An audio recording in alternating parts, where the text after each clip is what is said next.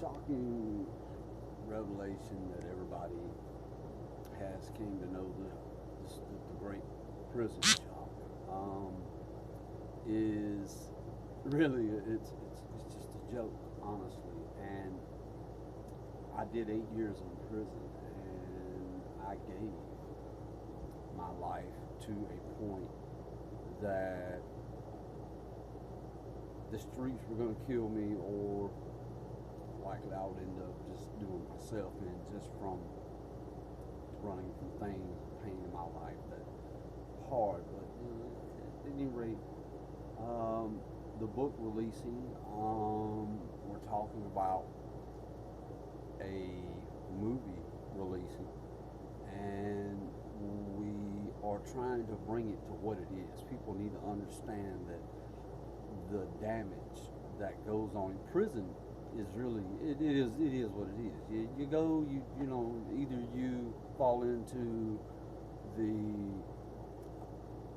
hustle prison mentality type thing, or you can use your mind, and you can think, and you have to reveal within yourself what puts you there.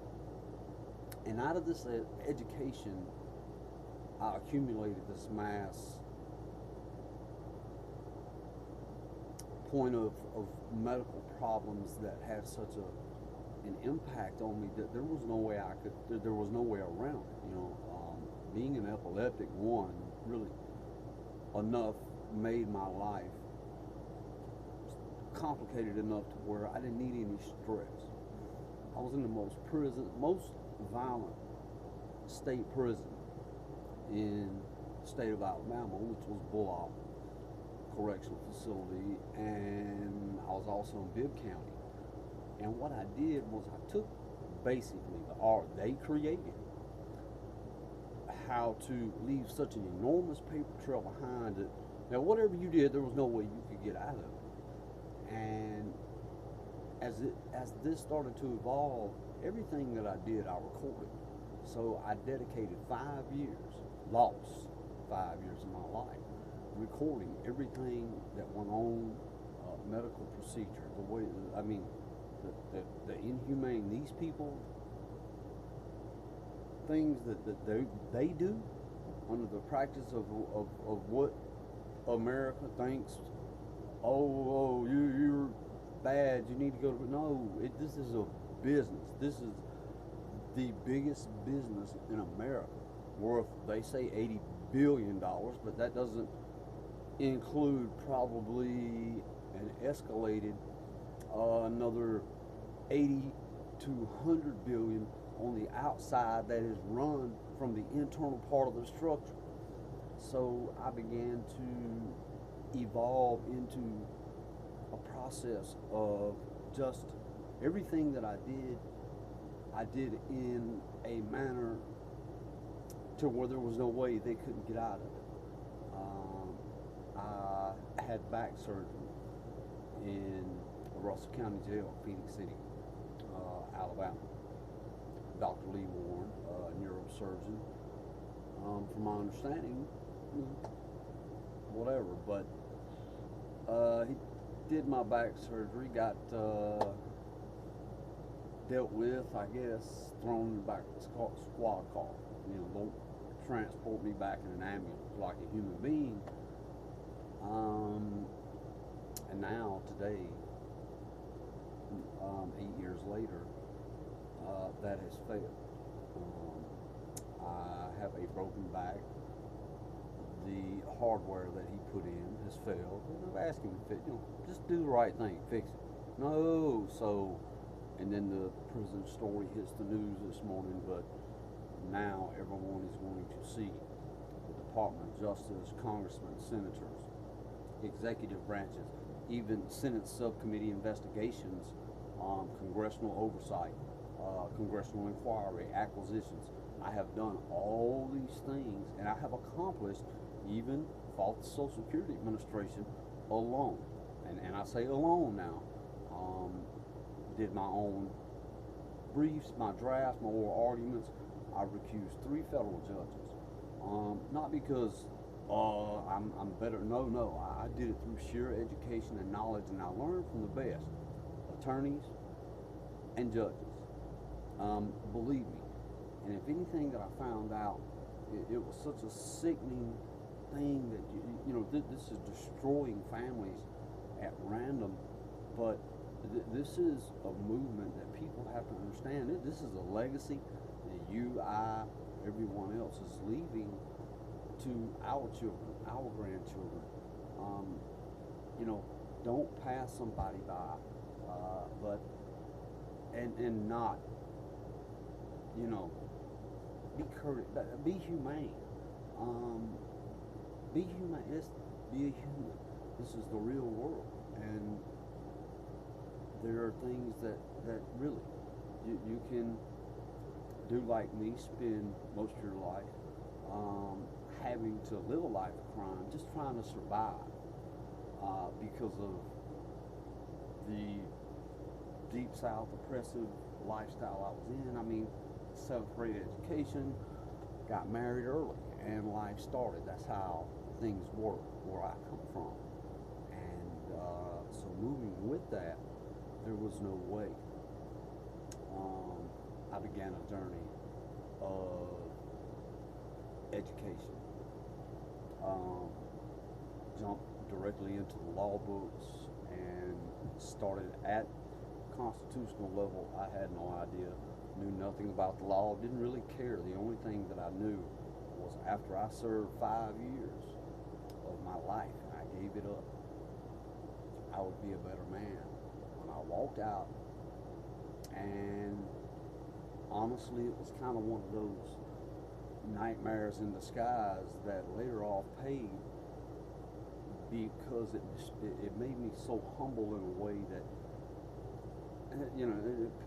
prison is they don't care about your feelings or your rights or what you think. If you don't know, believe me, they will let you go in there and just tell them whatever you want. And they even have one. It's funny. They even have one that is called Rocket Docket Day. It's a plea day. But guys, please go to the International Human Rights Research Foundation .org. We're on Facebook, Civil Rights My Story on Facebook. William Ellis, or just Google William Ellis Sr. And everybody needs to.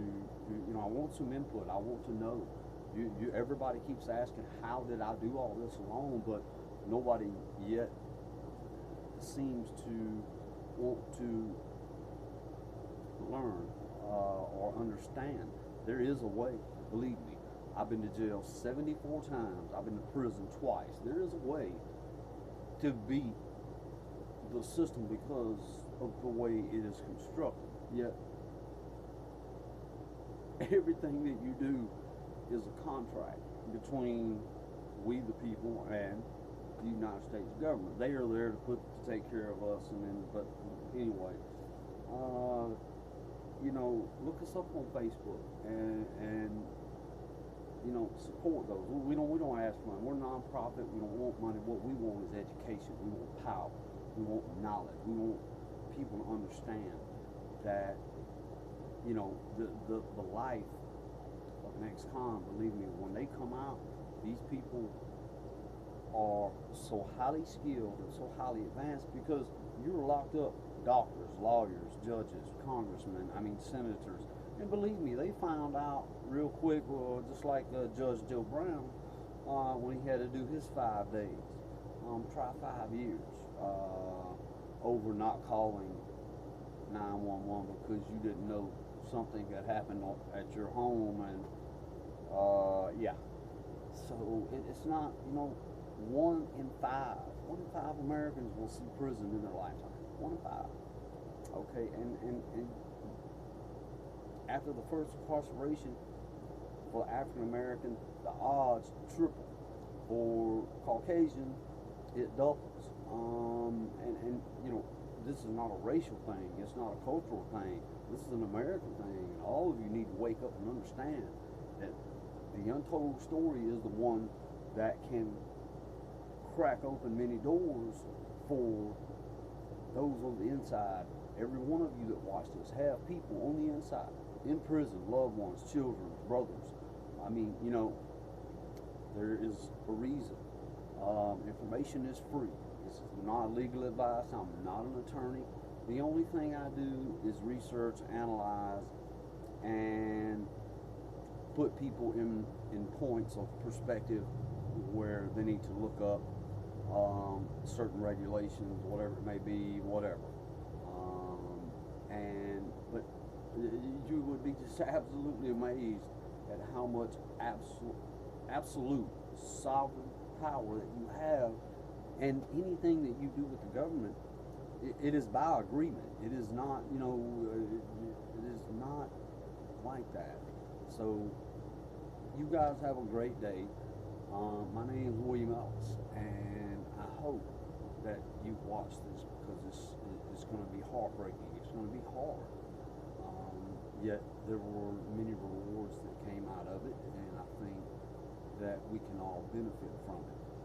John Daniels, thank you, my friend. I support you for the homeless this month, and we'll be driving in my area as well and see what we can come up with. Dr. Faulkner, thank you for being that supportive link that I needed. Most of all, the reason for all of this is my baby. Sharon, baby, I love you. I would not be back to the person that I am today and live to tell the story that I think is probably going to be one of the most incredible things people have ever heard, just to live through it and understand it. So I love you. Catch you guys later. Deuces.